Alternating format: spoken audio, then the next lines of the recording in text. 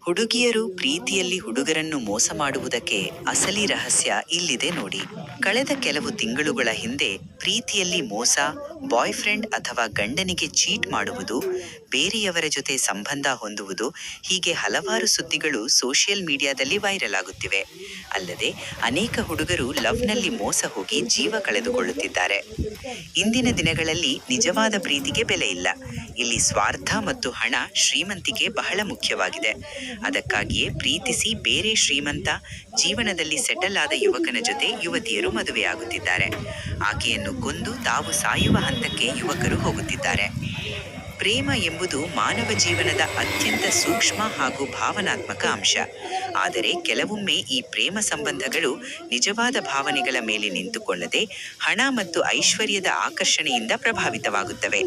ವಿಶೇಷವಾಗಿ ಕೆಲವು ಸಂದರ್ಭಗಳಲ್ಲಿ ಹುಡುಗಿಯರು ಪ್ರೀತಿಯನ್ನು ನಿಷ್ಠೆಯಿಲ್ಲದ ಕನಸುಗಳನ್ನು ಸಾಧಿಸಲು ಹುಡುಗರಿಗೆ ಮೋಸ ಮಾಡುವುದನ್ನು ಕಾಣಬಹುದು.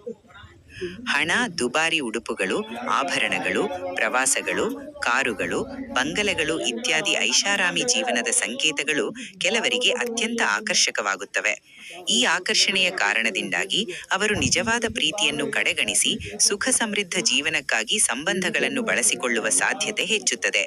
ಪ್ರೀತಿಯ ಮೂಲ ಅರ್ಥವಾದ ವಿಶ್ವಾಸ ಮತ್ತು ನಿಷ್ಠೆ ಇಲ್ಲದಾಗ ಸಂಬಂಧವು ಕೇವಲ ವ್ಯಾವಹಾರಿಕವಾಗಿ ಮಾರ್ಪಡುತ್ತದೆ.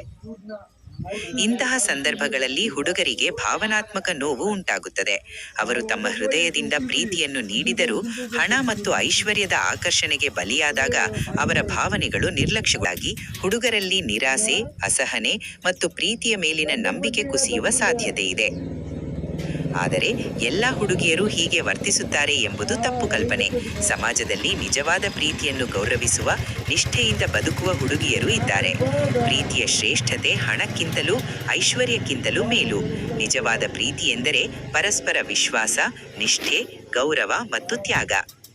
ಹೀಗಾಗಿ ಹಣ ಮತ್ತು ಐಶ್ವರ್ಯಕ್ಕಾಗಿ ಪ್ರೀತಿಯನ್ನು ಮೋಸ ಮಾಡುವವರನ್ನು ಅಗತ್ಯ. ಪ್ರೀತಿಯ ನಿಜವಾದ ಅರ್ಥವನ್ನು ಅರಿತು ನಿಷ್ಠೆಯಿಂದ ಬದುಕುವವರು ಮಾತ್ರ ಜೀವನದಲ್ಲಿ ಶಾಂತಿ ಮತ್ತು ಸಂತೋಷವನ್ನು ಪಡೆಯುತ್ತಾರೆ.